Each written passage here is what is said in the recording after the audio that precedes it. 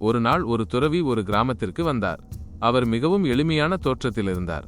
ஆனால் அவரது கண்களில் ஒரு அமைதியும் பிரகாசமும் இருந்தது. கிராம மக்கள் அவரை சூழ்ந்து கொண்டனர். அவருடைய உபதேசங்களை கேட்க ஆவலுடன் இருந்தனர். ஒரு விவசாயி அவரை அணுகி, சுவாமி, நான் என் வாழ்க்கையில் பல துன்பங்களை அனுபவிக்கிறேன். என் மனம் அமைதியற்று இருக்கிறது. எனக்கு அமைதி கிடைக்குமா என்று கேட்டார். துறவி சிரித்துக்கொண்டே, உன் மனம் அமைதியடைய நீ முதலில் உன்னை சுற்றியுள்ள உலகத்தை ஏற்றுக்கொள்ள வேண்டும் என்றார். விவசாயி குழப்பத்துடன், நான் எப்படி அதை செய்ய முடியும் என்று கேட்டார். துறவி, உன் நிலத்தில் களைகள் வளரும்போது நீ என்ன செய்வாய் என்று கேட்டார். விவசாயி, நான் களைகளை பிடுங்கி எறிவேன் என்றார். துறவி, அதேபோல் உன் மனதில் உள்ள எதிர்மறை எண்ணங்களையும் கவலைகளையும் நீ களைய வேண்டும்.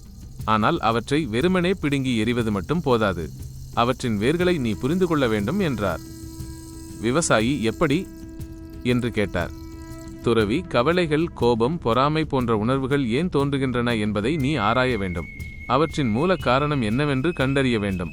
ஒருமுறை நீ அவற்றின் மூல காரணத்தை அறிந்து கொண்டால் அவற்றை நீ எளிதாக கடந்து செல்ல முடியும் என்றார்.